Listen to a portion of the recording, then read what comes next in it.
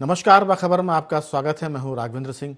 आज हम बात करेंगे जाति की जंग और सामने आया संघ।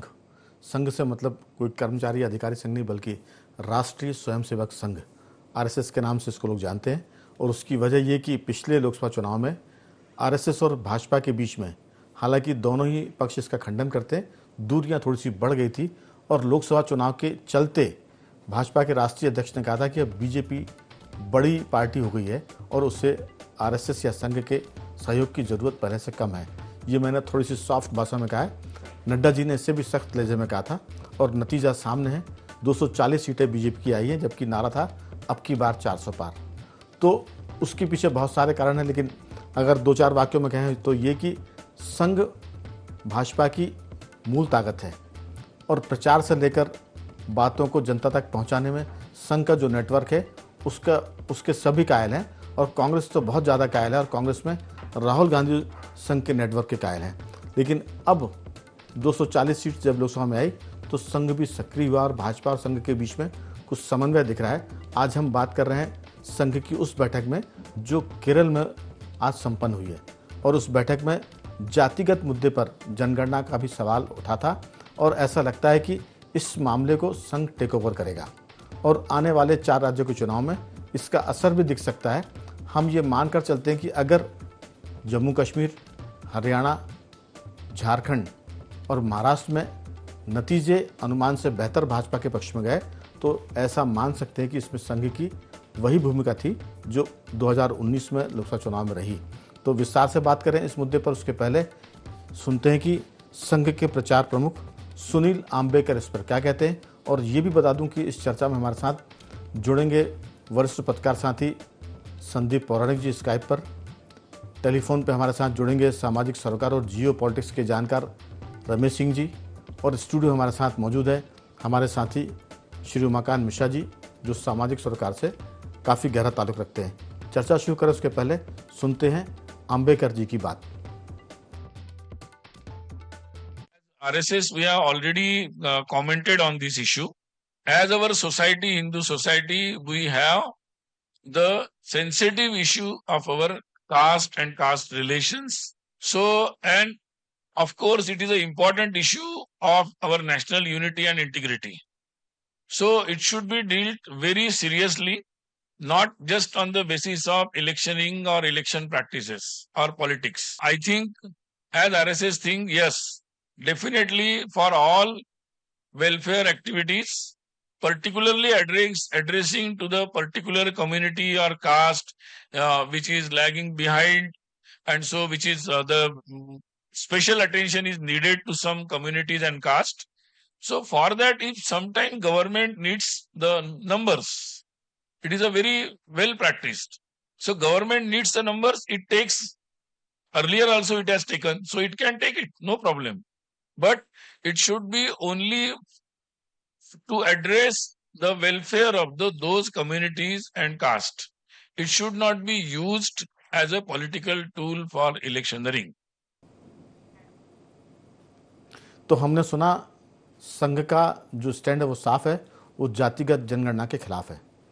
अब 2-3 वाक्य इसमें और जोड़ूंगा। जातिगत जनगणना अंग्रेजों ने भारतीय समाज को या भारतीय लोगों को बांटने के लिए की थी और आज़ादी के बाद जब भारत सरकार बनी और प्रधानमंत्री बने जवाहरलाल नेहरू, उन्होंने जातिगत जनगणना से इनकार किया और कहा कि ये देश को बांटने वाली नीति, इस पर हम अमल नहीं करेंगे। तब से लेकर 1947 से लेकर अभी 2024 तक हर प्रधानमंत्री इस राय पर कायम है। हम बात करें नेहरू जी के बाद लाल बहादुर शास्त्री, फिर श्रीमती इंदिरा गांधी, उसके बाद मोरारजी देसाई और फिर वापस श्रीमती इंदिरा गांधी, राजीव गांधी, पीवी नरसिम्हा राव, डॉक्टर मनमोहन सिंह और उसके बाद पिछले 10 सालों से नरेंद्र मोदी सरकार में है। राहुल गांधी इस बात पर जिद किए हुए हैं कि वो जातिगत जनगणना कराएंगे। अब देश तो ऐसा है कि अगर किसी बात को आप बहुत ज़ोर से बोलेंगे तो जनता ये समझती है कि हमारे लीडर बहुत समझदार हैं, तो वो देश के हित में ही बात कर रहे होंगे। लेकिन राहुल गांधी के पिताजी वो उसके खिलाफ थे, राजीव गांधी जी, उनकी दादी इंदिरा जी इसके खिलाफ थी और इंदिरा जी के पिताजी नेहरू जी इसके खिलाफ थे। ये तो हुई गांधी परिवार की हिस्ट्री। इसके बाद पीवी नरसिम्हा राव, डॉक्टर मनमोहन सिंह, मोरारजी देसाई लाल बहादुर शास्त्री, ये भी इसके पक्ष में नहीं थे। तो ऐसा क्या हुआ कि देश के लिए जातिगत जनगणना की बात जो अंग्रेज करते आए थे वो राहुल गांधी जी करने लगे? क्या वो अंग्रेजों के नक्शे कदम पर चल रहे हैं, या वो अपने परिवार के जो पिताजी हैं, दादी हैं और दादी के पिताजी को गलत साबित करना चाहते हैं? ये बहुत सारी बातें हैं, जनता इस पर तय करेगी। और एक और अंतिम बात, पत्रकारों के लिए ये बहुत मुश्किल का दौर होता है। अगर राहुल गांधी के खिलाफ जाएंगे तो कांग्रेस ही कहेंगे कि ये भाजपाई मानसिकता के पत्रकार हैं, और अगर बीजेपी की खिलाफत की बात करें तो फिर भाजपा बोलती है कि ये कांग्रेस की मानसिकता के पत्रकार हैं। तो हमारा दोनों से निवेदन है, जब जब दोनों पार्टियां गलती करती हैं या हर पार्टी गलती करती है, हमारी कोशिश ये होती कि उनका चालान बनाया जाए, उनको रॉन्ग साइड पकड़ा जाए और उनको एक्सपोज किया जाए। तो अभी इस मुद्दे पर राहुल गांधी जी के जो लाइन है वो कांग्रेस और कांग्रेस के पूर्वजों के खिलाफ है, वो अंग्रेजों के पक्ष में जा रही है, और संघ इस पर साफ स्टैंड ले रहा है, और वो ये कि जातिगत जनगणना नहीं होगी।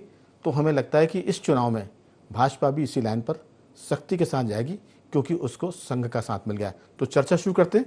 हमारे साथ मौजूद हैं उमाकांत जी, और इत्तेफाक से जो स्काइप पर जुड़ने वाले थे संदीप पौराणिक जी, वो हमारे साथ टेलीफोन लाइन पर हैं, और रमेश जी भी टेलीफोन लाइन पर हैं। चर्चा की शुरुआत उमाकांत जी आपके साथ, कि ये जो सारा मसला है, अभी तक तो गोरों ने देश को जाति के नाम पर बांटा था आज़ादी के पहले।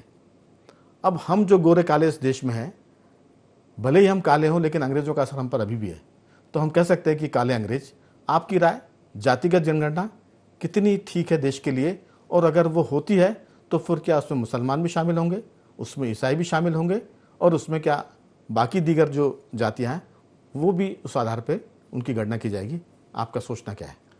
राघवेंद्र जी, मैं शुरू यहाँ से करना चाहूँगा कि जातिगत जनगणना जो है ये ज़रूरत किसकी है, किसको ज़रूरत है इसकी? क्या जनता को या सिर्फ नेता को? इसके जवाब में हम बाद में आएंगे। इसके पीछे उद्देश्य क्या है? इसके पीछे उद्देश्य शायद सिर्फ वोट की राजनीति है। इसके आगे बात करें तो इतने वर्षों में इसकी मांग क्यों नहीं की गई, या इसको क्यों नहीं कराया गया? अब आप मुझे अनुमति दें, हालांकि ये मेरी धृष्टता है जी, मैं बीच में आपको टोक रहा हूँ। ये जरूरत अगर होती तो नेहरू जी भी तो महसूस करते। मैं वही कहने जा रहा था जी। इसकी जरूरत किसको है? तो इसकी जरूरत किसी को नहीं है, जनता से ज्यादा इसकी नेता को जरूरत है। और दूसरी जो बात मैंने कही थी, इसके पीछे उद्देश्य क्या है? शायद वोट की राजनीति। राघवेंद्र जी, क्या है, भारतीय जनता पार्टी ने अपने आयाम और अपने उद्देश्य और अपनी सफलता इतनी बड़ी कर ली है कि उसको तोड़ने के लिए, मैं भी किसी पार्टी से अभी फेवर में या उसके डिसफेवर में बात नहीं कर रहा हूं, कि उसको तोड़ने के लिए आप तो जा सकते हैं, हम पत्रकारों के लिए तलवार की धार पर चलने जैसा होता है, जरा सा स्लिप हो कि कटे। उस किले को तोड़ने के लिए, उसको भेदने के लिए कोई झरोखा, कोई खिड़की, कोई दरवाजा, कोई सेंध, जो भी मिल जाए, उस सब तरह के प्रयास हो रहे हैं। अब आप देखिए, जातिगत जनगणना की जरूरत ऐसी क्या वजह आ गई कि इसकी जरूरत महसूस हो रही? कोई वजह नहीं। और इससे होगा क्या? होगा ये कि आप पहले से ही आरक्षण में बटे हुए लोगों को मानसिक रूप से और गुमराह करेंगे, उनको और तोड़ेंगे। परिणाम क्या होंगे? परिणाम ये होंगे कि देश जो पहले ही उहापोह की स्थिति में है, और वो और बढ़ेगी। और इससे सबसे ज्यादा होगा क्या? देश में अनरेस्ट होगा, देश में अनस्टेबिलिटी आएगी। तो ये एक, भाई देखिए, अगर आप बात देश को जोड़ने वाली करिए, कभी आप बात करते हैं कि 370 हम वापस ले आएंगे। मतलब आपके सोचने का तरीका देखिए। आप देश को जोड़ने वाले मुद्दों को, या जो बातें देश के हित में हुई हैं, अपने को तो हर बात का विरोध करना है। तो हर बात का विरोध सिर्फ विरोध के लिए। तो इसलिए मुझे ऐसा लगता है कि ये जातिगत जनगणना जो है, ये जनता का विषय ही नहीं है। ये नेता अपना एक अलग वोट बैंक तैयार करना चाह रहे हैं, उसी की कोशिश में बढ़ते हुए कदम है। और शायद, अब क्या आगे चल करके होगा ये तो समय बताएगा, लेकिन शायद जनता इसमें शामिल नहीं होगी। एक मुट्ठी भर छोटा सा वर्ग इसमें शामिल हो सकता है और गुमराह किया जाएगा। एक सवाल आपने किया कि इसके परिणाम क्या होंगे। इसके परिणाम अच्छे तो कतई नहीं होंगे, और शायद जो इसकी मांग कर रहे हैं उनकी मंशा भी यही होगी कि अनरेस्ट हो, अनस्टेबिलिटी हो। तो परिणाम अच्छे नहीं होंगे। पहले से ही विभाजित वर्गों को और छोटे छोटे वर्गों में तोड़ा जाएगा।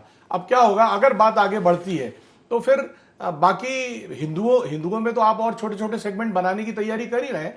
इसके अलावा और जो मुस्लिम्स में भी आप नीचे तक फिर उतरेंगे, फिर सामने से भी मांग होनी शुरू होगी, फिर उसमें भी विभाजन होंगे, आप ईसाइयों में भी जाएंगे। तो मतलब कुल मिलाकर बहुत अनरेस्ट की स्थिति होगी। और मुझे लगता है कि मांग करने वाले भी इस बात को तो समझ ही रहे होंगे कि ये मांग उनकी देश में क्या स्थिति खड़ी कर देगी। शायद वो वही स्थिति खड़ी करना चाहते हैं, इसलिए ऐसा प्रयास कर रहे हैं। दरअसल एक बचपन का खेल हम लोग खेलते थे तो कहते थे या तो हम खेलेंगे और नहीं तो खेल बिगाड़ेंगे। बिल्कुल एक चीज़। दूसरी बात यह कि जातिगत जनगणना लाभकारी है लाभकारी नहीं है ये तो समय तय करेगा, लेकिन राजनेता जो कहते हैं वो वैसा करते हैं, इस पर संदेह और बढ़ता जा रहा है। महिलाओं को मजबूती देने की बात करते हैं, आरक्षण देने की बात करते हैं, लेकिन अपने दलों में महिलाओं को आरक्षण नहीं मिलता है। वो देश की बात जरूर करेंगे कि यहाँ मिलना चाहिए, संसद में, विधानसभा में, खुद की पार्टी में जहाँ दे सकते वहाँ नहीं देते। लेकिन दूसरी बात आपने की कि इससे जातियों में जातियाँ बटेंगी। मेरा कहना है कि जातियाँ तो पहले से ही बटी हुई है, अब देश बटेगा। अगर आप जातिगत जनगणना की बात करते हैं तो ये एक मुद्दा है, इसके पीछे छुपा हुआ एजेंडा ये है कि देश को कैसे बांटा जाए। लोग तो ये भी कहते हैं कि भारत देश नहीं है, ये राज्यों का समूह है। तकनीकी रूप से ठीक है, ये फेडरल स्ट्रक्चर में, संघीय ढांचे में राज्यों से देश बनता है, लेकिन जब आप ये कहते हैं कि ये देश नहीं है तो फिर ध्वनि दूसरी निकलती है। तो बहुत सारी बातें जिस पर देश आने वाले समय में विचार करेगा और उस हिसाब से निर्णय भी देगा। अभी तो देश ने संविधान के मुद्दे पर निर्णय दिया है, कांग्रेस के 99 और भाजपा की 240। अब लोग तय करेंगे कि 99 बढ़ाए कि 240। मैं रमेश सिंह जी आपकी तरफ आऊँगा। संदीप जी जुड़ गए हमसे आप? दरअसल हमें उम्मीद थी कि स्काइप पर आपसे बातचीत होगी, लेकिन ठीक है, आपकी आवाज़ ही काफ़ी है।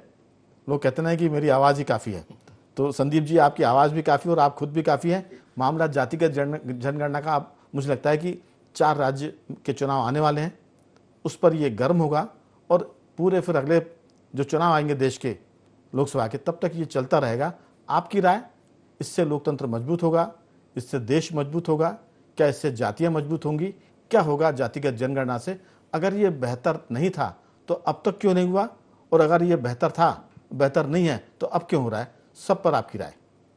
देखिए राघवेंद्र जी, उमाशंकर जी ने जो बात कही उससे मैं सहमत हूं कि राजनीतिक दलों को सत्ता हासिल करने के लिए जायज नाजायज जो रास्ता दिखेगा उसे चलने की कोशिश करेगा वो।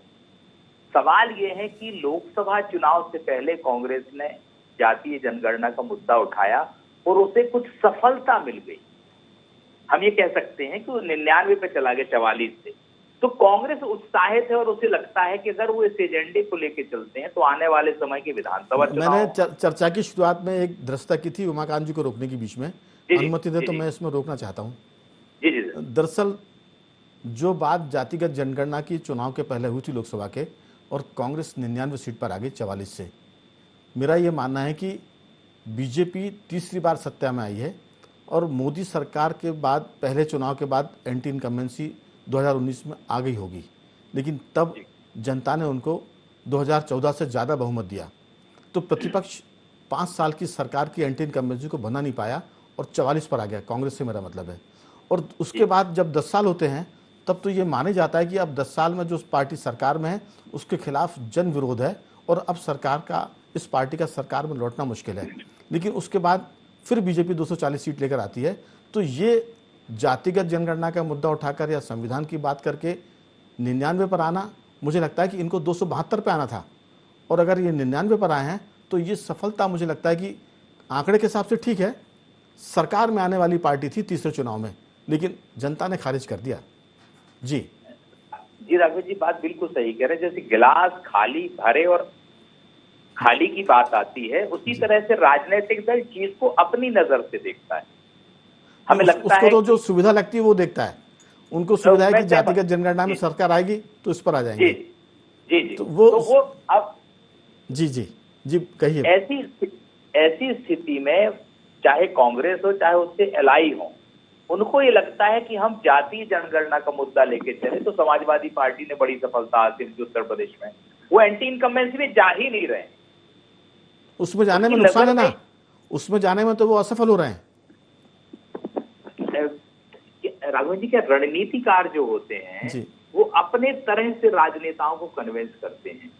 उन्हें ये सुविधाजनक लग रहा है कि जाति जनगणना मुद्दा प्रतिशत के आधार पर, जब जी। आप जनमानस में जाते हैं तो वो कहते हैं 55% ओबीसी है, तो वो राजनीतिक दल को ये सपना दिखाते हैं कि ये 55% पूरा का पूरा आपका हो जाएगा।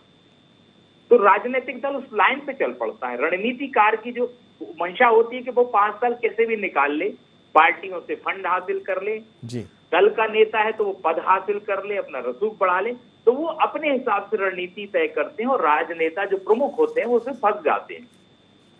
जो आपने बात कही कि 10 साल की एंटी इनकम्बेंसी, वाकई में 272 जाना चाहिए विपक्षी दल को, लेकिन नहीं जा पाए।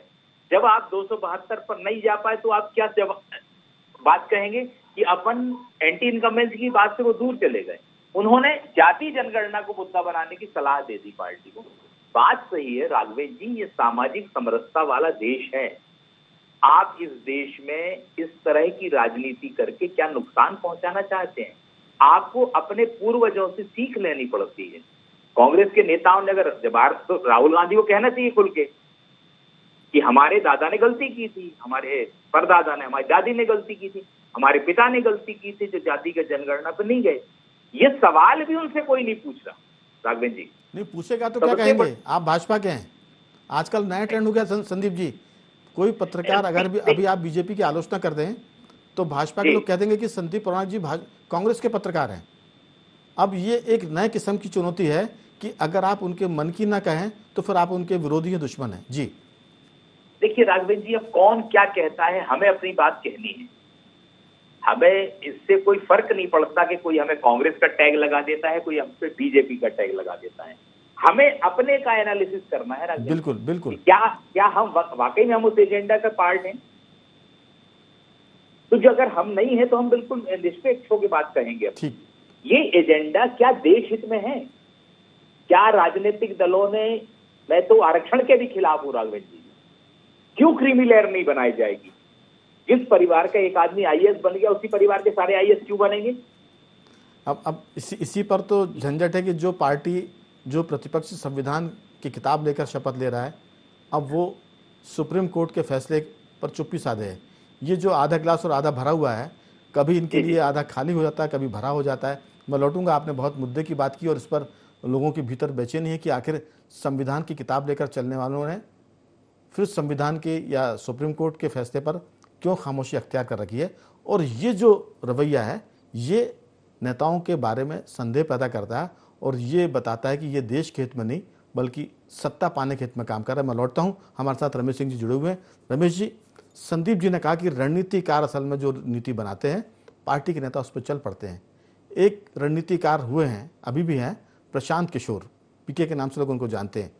उन्होंने लोकसभा चुनाव के नतीजे आने के पहले कहा था कि तीसरी बार का चुनाव है कांग्रेस की तरफ से राहुल गांधी के नेतृत्व में। अगर 2014 में वो हार गए थे कोई बात नहीं, 2019 में हार गए थे कोई बात नहीं, अगर वो 2024 में हारेंगे तो फिर राहुल गांधी का ये पॉलिटिकल फेल्यूर है और उनको राजनीति से विदा लेना चाहिए क्योंकि 3 बार आप चुनाव हार गए हैं। तो रणनीतिकार आपको क्या बता रहे हैं? या तो आपकी ऊपर की मंजिल खाली है, रणनीतिकार ने जो बता दिया आप उस पर चल पड़े। गांव की एक कहावत है, आपका भी वास्ता गांव से है, कि सिखाए पूत दरबार नहीं चढ़ते। तो रणनीतिकारों की बात से अगर आप दरबार चढ़ेंगे तो फिर देश को बांटेंगे आप। संविधान की बातें तो करेंगे लेकिन आपका हर कदम संविधान के खिलाफ होगा और देश को ये समझने की जरूरत मुझे लगता है कि बहुत जल्दी आ जाएगी कि कौन सही है और कौन गलत है। आपकी राय? राघवन जी, जातिगत जनगणना पर जो राहुल गांधी का स्टैंड है वो राहुल गांधी की सलक है। उनके सलाहकारों ने, उनके दिमाग में उस पर कुछ विदेशी सलाहकार भी है और विदेश में बैठ के उन्हें सलाह दी है कि भारत जातियों में टूटता है तो कांग्रेस को लाभ हो सकता है। राहुल गांधी ने उस सनक के दम पे इस मुद्दे पर आगे बढ़ने का फैसला कर लिया। अब आप देखिए, कर्नाटक में जाति जनगणना हो चुकी है। राहुल गांधी पूरे देश में जाति जनगणना की मांग कर रहे हैं, लेकिन अपने ही कांग्रेस शासित प्रदेश कर्नाटक में जो कि जनगणना हो चुकी है, डाटा आ चुके हैं, उसको जारी नहीं करवा पा रहे। इसी वजह देखिए, विपक्ष में रह के कोई मांग करना एक बात होती है, सत्ता में उसे इम्प्लीमेंट करना दूसरी बात होती है। अगर जातिगत जनगणना के आंकड़े जारी करते, सिद्धारमैया नहीं कर रहे, सिद्धारमैया इसके दूरगामी परिणामों को, दुष्परिणामों को जानते हैं कि एक बार जाति जनगणना के आंकड़े अगर आ गए तो फिर इससे पंडोरा बॉक्स खुल जाएगा। समाज की जो समरसता है उसमें निश्चित रूप से दरार आएगी और समाज बिखरने की हद तक पहुंच जाएगा। जातिगत जनगणना इतना ही नहीं है कि इसका मतलब कि आपने जातिगत जनगणना करा ली और कौन कौन सी जाति के कहाँ कहाँ कितने लोग हैं, कितने प्रतिशत है, इतने पे बात खत्म हो जाएगी। अगर इतने पे बात खत्म हो जाती तो जाति जनगणना में कोई दिक्कत नहीं थी। लेकिन जातिगत जनगणना के जो आंकड़े आएंगे और हर जाति के आंकड़े जब उसको पता होंगे तो इसके बाद उनकी जो अलग अलग तरह की मांगे उठेंगी, सामाजिक टकराव होगा, कोई आरक्षण के मुद्दे पर। फिर इसके बाद ये भी राहुल गांधी ने एक मुद्दा उठाया था लोकसभा चुनाव में कि देश के संसाधनों का फिर से बंटवारा हो। कल ये मांग भी उठ सकती है, हो सकता है राहुल गांधी ये मांग उठा चुके हैं और कल समाज में से भी ये मांग उठने लगी या कोई सिरफिरा ये मांग लेके आ गया तो समाज का, देश की अर्थव्यवस्था का। आज असल में रमेश जी, आज मैंने तय किया कि हर वक्ता को बीच में टोका टाकी करूंगा मैं। मेरा ये मानना है कि क्या राहुल गांधी ये भी कहेंगे कि क्योंकि देश में कितने गांधी हैं, कांग्रेस में कितने गांधी हैं, अगर कांग्रेस सरकार में आएगी तो फिर उसी जाति का आदमी पीएम बनेगा जिसके सबसे ज़्यादा माने संख्या है। वो कह सकते हैं क्या इस बात को? वो तब नहीं कहेंगे कि राहुल गांधी पीएम नहीं बनेगा। अगर वो जातिगत जनगणना कहते हैं कि जनगणना में कि जिसकी जितनी संख्या और उसकी उतनी भागीदारी, तो गांधी परिवार की बिरादरी के जाति के कितने लोग हैं देश में? जी, राहुल गांधी की जाति का खुद का पता नहीं है। इनके दादा पारसी थे, इनकी दादी ब्राह्मण थी, इनके पिता पारसी है, इनकी माँ ईसाई है, इनके बहनोई ईसाई है और ये एक ऐसा गोत्र का नाम बताते हैं जो भारत की सनातन संस्कृति में जिसका कोई अस्तित्व ही नहीं है।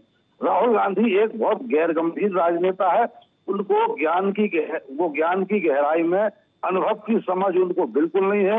उनके सलाहकार जो उनको सलाह दे देते हैं, असल में क्या है, उनके सलाहकारों ने ये देख लिया है कि ये बगैर लगाम का घोड़ा है, इसको कटीला लगाम लगा के जिधर घुमा दो उधर चल देता है। चलिए, तो अब इसका लाभ ले। ये आपकी निजी राय हो सकती है, हमारा तो मानना है वो देश के प्रतिपक्ष के नेता हैं और भावी प्रधानमंत्री है, पीएम इन वेटिंग है, तो वो जो कहते हैं बहुत सोच समझ के कहते हैं, रणनीतिकार अपनी जगह। लेकिन उमाकांत जी, दरअसल किसी के कहने पर कोई बोलता है, मैंने कहा था सिखाए पूत दरबार चढ़ते हैं। दूसरा मैं कहूँगा कि शंख भी फूंकने से बचता है।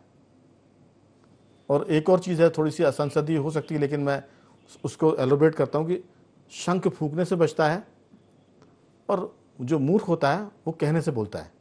तो राहुल गांधी लंबे समय से राजनीति कर रहा है, नेता प्रतिपक्ष है, उनकी अपनी समझ है।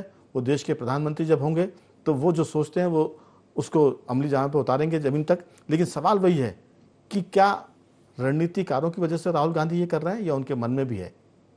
देखिए राघवेंद्र जी, 2024 का चुनाव में कांग्रेस ने जो हथियार अपनाए थे, उन हथियारों में एक हथियार था कि भारतीय जनता पार्टी अगर चुनाव जीती तो आरक्षण खत्म कर दिया जाएगा। एक हथियार था कि भारतीय जनता पार्टी अगर चुनाव जीतती है तो संविधान को खत्म कर दिया जाएगा। एक हथियार था कि जातिगत जनगणना कांग्रेस अगर आती है तो वो कराएगी। एक हथियार था कि दोबारा चुनाव होने की स्थिति ही नहीं बनेगी। एक हथियार था कि 1 लाख रुपए महिलाओं को दिए जाएंगे। देखिए, ऐसे और भी कई कांग्रेस के प्रचार के वो जरिए रहे हैं।